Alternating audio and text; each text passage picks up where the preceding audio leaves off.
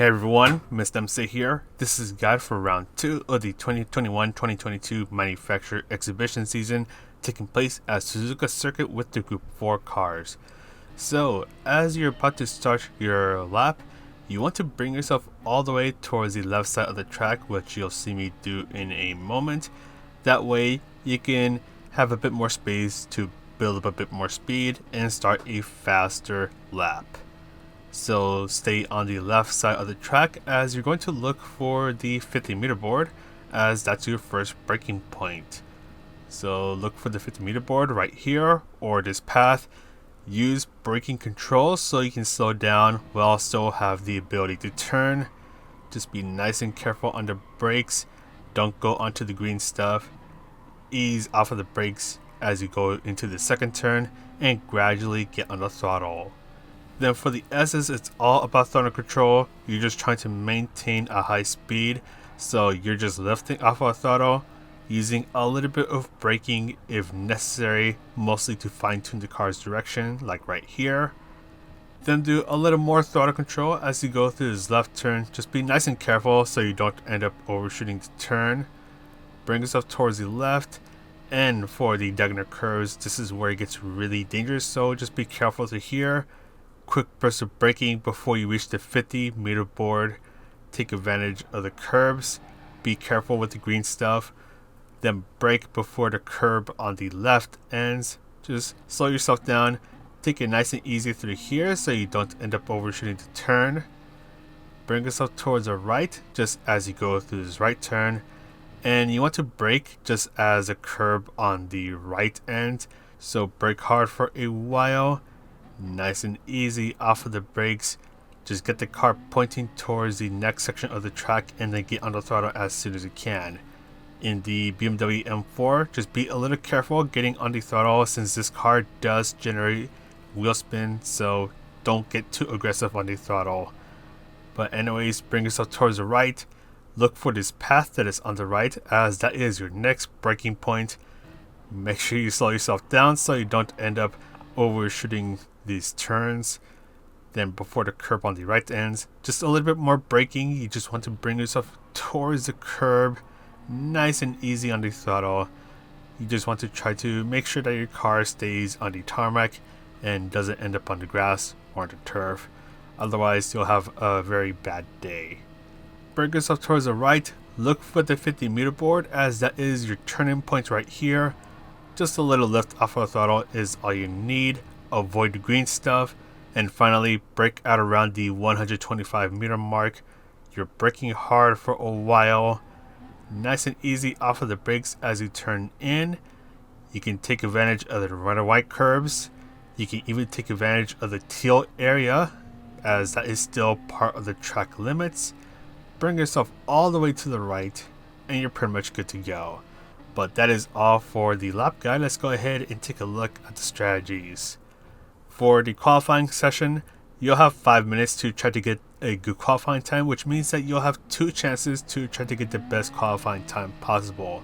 And I know it said here 6-minute qualifying, but that was just set by the lobby, so we can have a bit more time to change our tires if we needed to.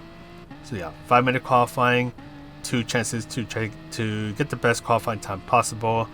Tire wear is off, fuel is off as well, so this is basically like time trial setting, so you can pretty much just start to push the moment that you gain control of your car.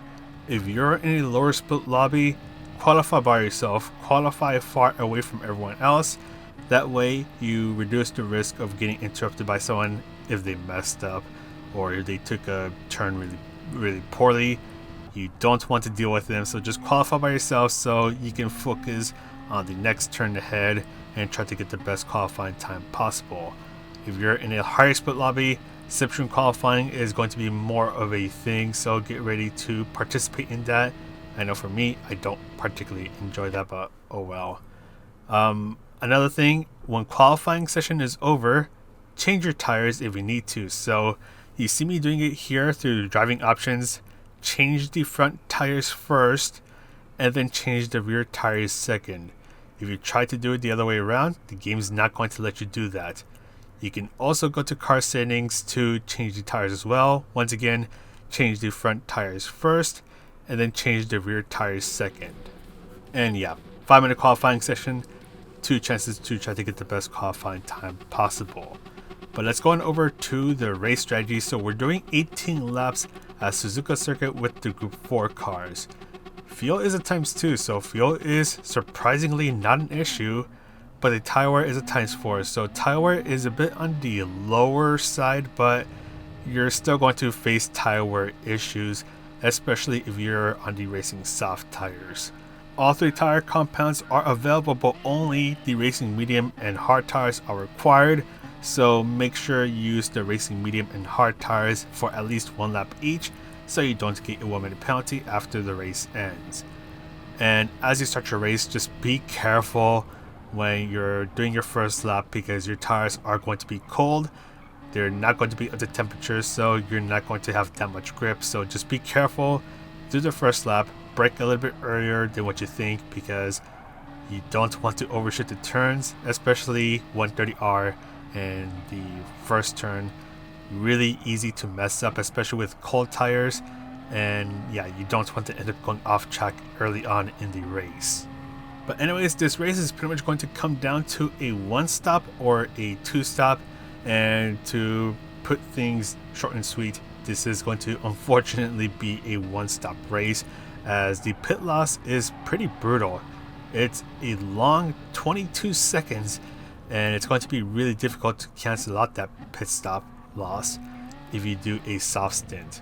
So what you're seeing right now is me doing a 1-stop. So I did 12 laps on the racing medium tires, and if you're doing the 1-stop, you're pretty much just trying to make the racing medium tires last as long as possible. So you want to drive smoothly, adjust the brake balance, brake a little bit earlier, and be a little gentler on the brakes if possible.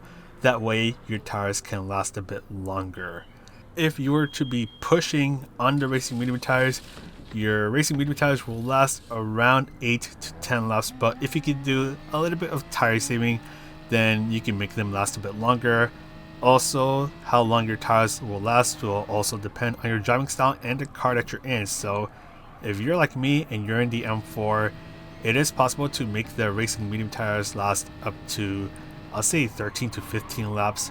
If you're in a car that's good on tires, like the Toyota 86, it's possible to make the racing medium tires last up to 17 laps.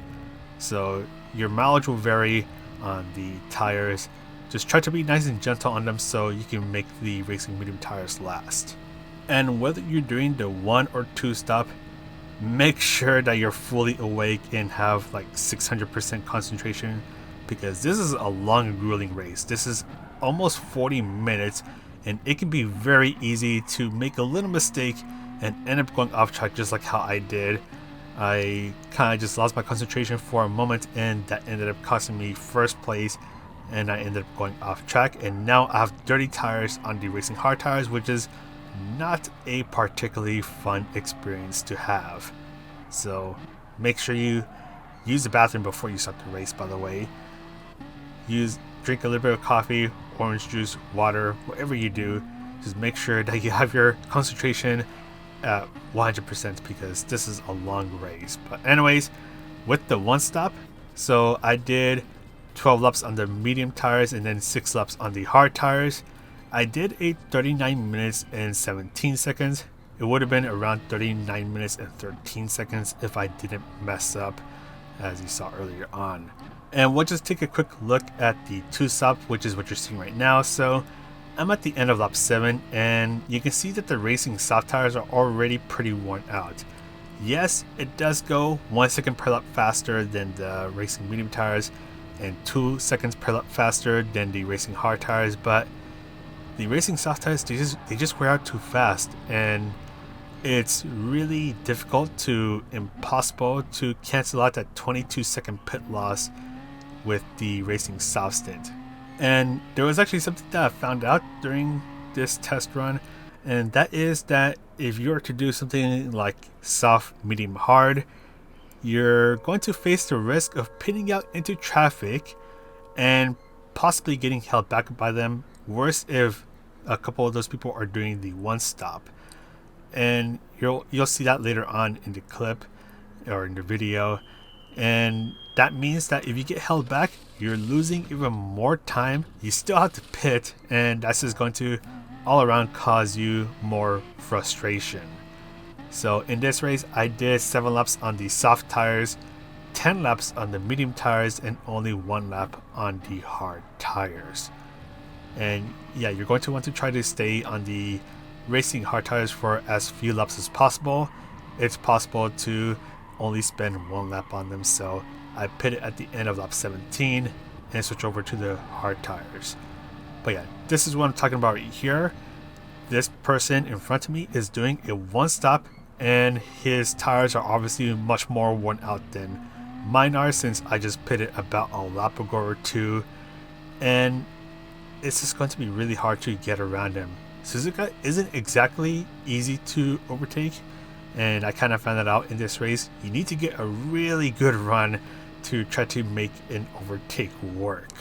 And you also need to be at the right place to get the overtake to work. So for example, through the S's, yeah, that's going to be even harder for me to try to get past him, so I'm pretty much forced to stay right behind him.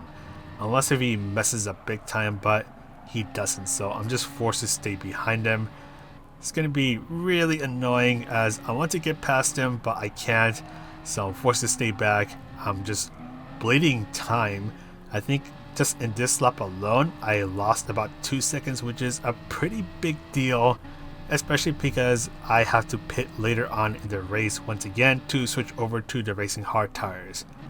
Once again, going through Degner 1, Degner 2, I can't get past him. The hairpin, I try to make it work, but no, he's just going to get a better run. Spoon can't really poke on through, so I'm forced to stay behind him. And he is eventually going to pit at the end of this lap, as I wasn't sure if he was going to do another lap or not, but he pits in at the end of this lap. And you're going to see that my first lap on the medium tires was a 2:09. This one was a 2:11, so I lost 3 seconds. That's a lot of time lost right there, just by getting held back. And that's another really bad thing about doing the 2-stop. If you get held back by pinning out into traffic, then you're just not going to have fun at all. And once again, I am 2-stopping in this one, and I'm going to go ahead, pit at the end of lap 17 to switch over to the racing hard tires. And yep, I have to do another 22-second pit loss, so that's not going to be fun at all. And as we come out of the pit stops in a bit, I'll also talk about places to overtake and the penalty serving zone, as we're pretty much getting towards the end of the video. So the main straight, which is where we're at right now, one of the better places to try to get the overtake done. Try to get the inside line to hopefully get the opponent that is on the outside to back out of it, so hopefully he doesn't end up going off track. Through the S's, really difficult to get an overtake done, so we're just going to fast forward through this, and we're eventually going to approach the hairpin, which is another place where it is possible to go for a move, but you want to try to make sure that you can get a really fast exit, otherwise your overtake attempt is not going to stick, as you saw earlier in the video when I was trying to overtake the Hyundai. Going towards Spoon, it is possible to go for a move right or through here, but you want to try to make sure that you get a really good exit and just try to get the inside line if possible. Through this back straight is where the penalty serving zone is going to be hanging out at. I'm in the lobbies in this section, so you don't see the penalty serving zone, but it is hanging out around here, so there's only one penalty serving zone, so you'll serve it around here. 130R, really dangerous place to get the move done. I would suggest waiting it out until you approach the final chicane, as this is the last best place to try to get the pass done. And try to go for the inside line so you can get the better line through the final chicane. And for the 2-stop, it's just going to be much slower. So in this run, I ended up getting a 39 minutes and 26 seconds, taking away the time that I was getting held up. My best run was a 39:24 with the 2-stop, which is about 9 seconds slower than a one stop. So two stop, unfortunately, not looking like it'll work. So the one stop is going to be the better way to go for this race. So only use the racing soft tires for the qualifying session, and then use the racing medium and hard tires for the race. But anyways, that's pretty much it from me. I'm going to go ahead and sign off now. So thank you guys for the support. Thank you to Playseat for supporting the channel as well. So this is Mr. MCA. Wish you a good race, and I'll see you in the next video.